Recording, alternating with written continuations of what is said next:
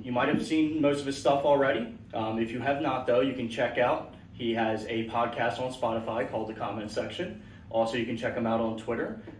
His username is @comments_pod. Ladies and gentlemen, Kevin Robinson.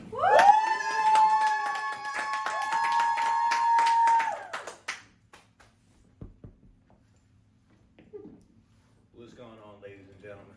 How we doing? Hey, is we ready for 2020 to be over? Yeah. I know I'm hella ready. Throughout this whole experience through 2020, I finally came to terms with my quarter life crisis, and I decided that I wanted to be a comedian. But turns out, Kevin Robinson isn't the greatest stage name to go with. Yeah. If my name was a spice, it would be flour. Like, bro, and you add Robinson right along with that, that's like adding water. Just a flavorless splash of uninterested faces with the burden of saying my name. Yeah, I grew up in the city of Wilmington, blackest city in the state of Delaware. Found a way to grow up around a lot of white people. Usually when I tell people that, they look at me and they go, yeah, we know. And apparently it's because I've been talking in this Times New Roman accent my entire life. Or what the black community would call the get a job voice. You know the voice we all go into when we answer calls from unsaved numbers when we got past due bills. I grew up with my aunt back when we had landline phones. Your landline number would be the number you would give to anybody who would eventually come around asking for money. So none of these numbers would be saved. So we would get phone calls when I was a kid, and my aunt would just be like, "Don't you answer that damn phone." Jeez. Just thought you'd want to answer this call from the penitentiary. It could be important. I did find a way to grow up around a lot of white people, or persons, however you want to say it. And if you're white and you grow up around a lot of white people, if you're black and you grow up around a lot of white people, you can confirm what I'm getting ready to say. I have to answer so many questions about being black to white people. Like, I remember this one kid came up to me. He's like, "Hey, do you guys get stung by bees?" And I was like, "Of course we get stung by bees." And he was like, "But it doesn't hurt, right?" And I was like, "Why wouldn't it hurt?" Because the skin. And I was like, "Really, man?" He was like, "Well, I've never seen you get stung by a bee." So this kid, throughout his entire life, was thinking that black people were going around getting stung by bees and not even feeling it, presumably making us stronger. But no, I grew up around a lot of white people, and the other question I get asked a lot is, how come? How come you hang around so many white people? As if I did it on purpose. As if I had some plan to infiltrate white society and I just got caught in too deep. No, what happens is everybody has that first friend they have growing up that, they share similar hobbies. Mine just happened to be white. He lived down the street. He had a football. That's all it took back then. So it was funny and it was crazy when we were kids. I was kind of a chubbier kid that turned into a chubbier adult. That's usually how that works. And he was kind of more lean, right? So whenever we're hanging outside, people would just shout at us, "Hey, Robin Big!" If you don't know who that is, Rob Dyrdek is a professional skateboarder, and Christopher Big Black Boykin was his security guard / best friend. And they called him Big Black, no doubt due to his enormous size of 400 pounds. And a skin tone that looks like God used it to paint the recesses of space. So that's what people would call me growing up as a child. That's what people would refer to us as growing up, Robin Big. And so one day I just got tired of it, like I just turned to my friend, I go, "Hey man, you want to hire me to be your security?" They were like, "What the fuck can you do?" You know what I mean? I was like, "Oh man, you didn't hear? I can protect you from bees."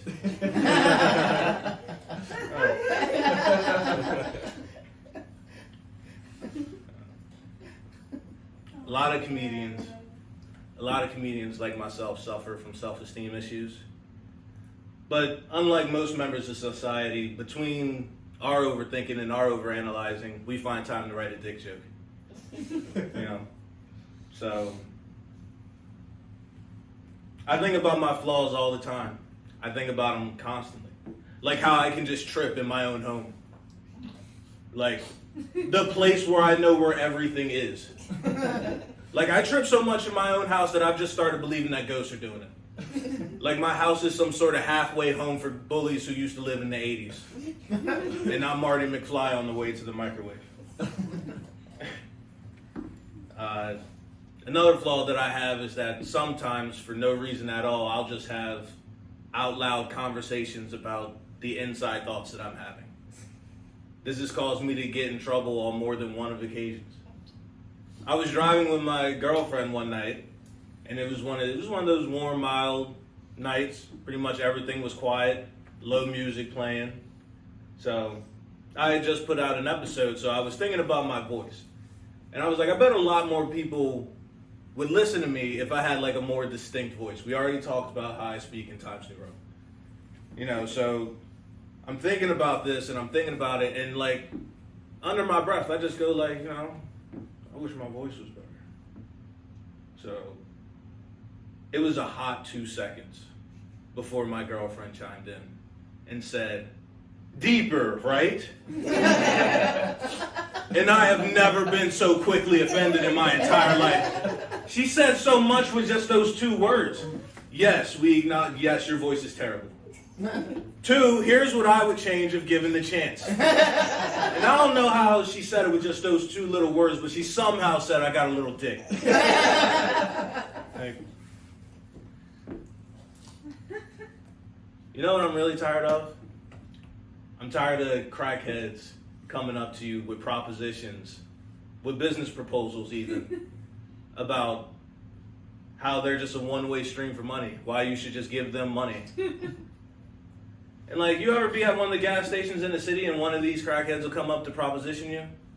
And they'll always find a way to get to you too. I thought I was going to get away one time, even in a crowded gas station.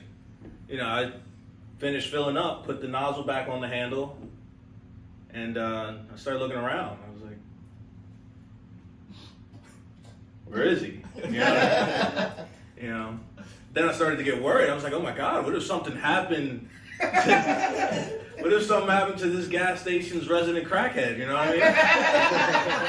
So I go inside to the cashier as a concerned citizen. I was like, hey man, y'all don't have a crackhead out here. I thought this was a reputable establishment. I put my gas in. Cashier goes, you know what? He might be on break. You know what? I bet you if you come back, we try to provide all our customers with the inner city experience when they come here. You know what? If you come back in 30 minutes, I'm sure he'll have some loose candies for your kids.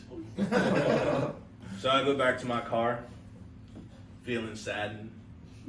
Because it feels like I lost a friend. Because the crackhead will smile at you harder than your own family, let's be honest. So I start to pull off and I hear a thud under my car. What is this? So I get out of the car. I look under my car. This dude is under my car. No bullshit. I was like, what the fuck are you doing down there? He's like, hey bro, I heard you was looking for me.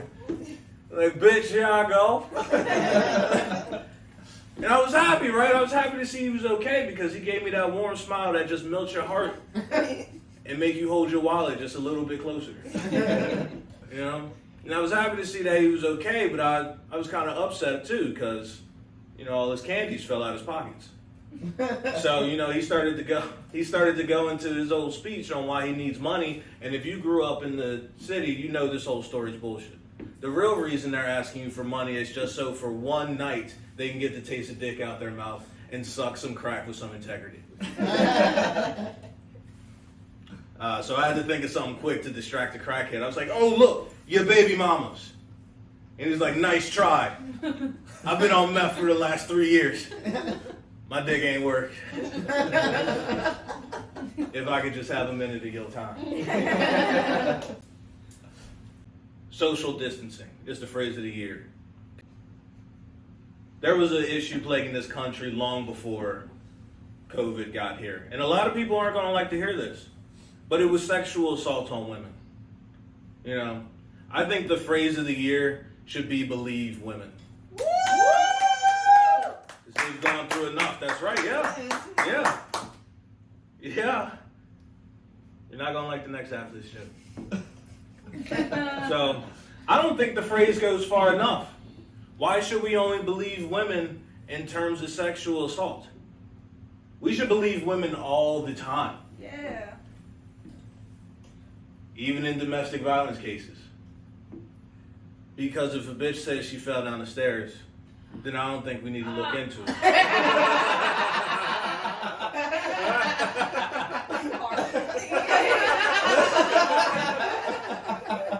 I think we should just move on. So moving on to a decade where they actually believed women, the 1880s. The invention of the dildo, created by a doctor to stop. Okay. Created by a doctor to stop women from going crazy. So it was an immediate success, and it was in every household by the 1950s. What no one talks about is how things like this got popular. You know, because you couldn't advertise dildos on TV back then. But you know what they did have? Salespeople. So I like to think that a door-to-door saleswoman came up to the door, and she was like, "Sir, you won't believe what I have in this box. It's something that's going to make your life 100% better, but only your wife can use it."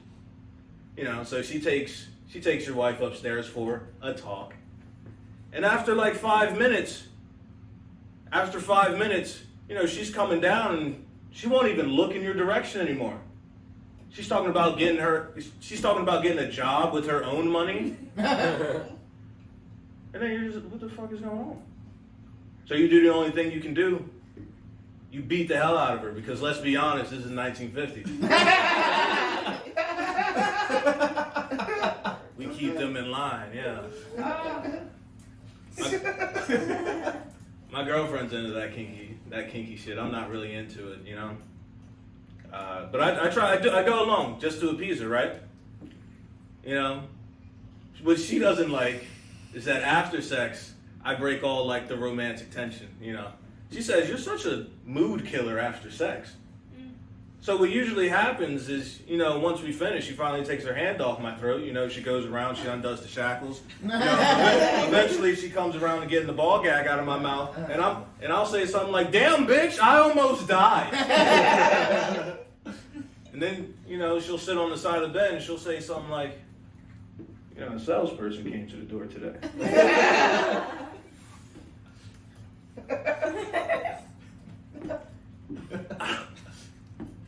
I don't think women understand how much men have to mask their horniness all day. Like, I had to go to the doctors for it. I was in the doctor's office and I was like, "Hey doc," because I like to talk to my medical professionals like I'm a New Yorker in the 70s. So I go, "Hey doc, you know, this thing keeps wanting to fire and going off. I don't have like a brain tumor or anything, right?" And he goes, "Yeah, that usually wears off for most guys around 30. I was like, "What happens at 30? He's like, "I don't know." And I thought to myself, I was like, "You don't know. It's not like I asked you to explain my cardiovascular system, you know what I mean? Like, I asked you something a lot more important, you know, how my dick work." Yeah. And he must have felt like the awkwardness in the room, because then he goes, "Man, if I had your problem, I'd force my wife to work from home." And then he just left the room. And that must have been the end of my exam, because I never saw him again. It was just nurses after that, who both took my blood pressure and then gave me a pamphlet on how to lose weight. So I don't know if he got like embarrassed by telling me he can't plow his wife anymore, and he just sent the nurse in to distract me. And of course, you know, she saw the reason I was there. You know, and she just had to tell the other nurse, right? And so she comes in, she takes my blood pressure and goes back to the previous nurse and be like, "Oh, he'd be so perfect if he wasn't fat."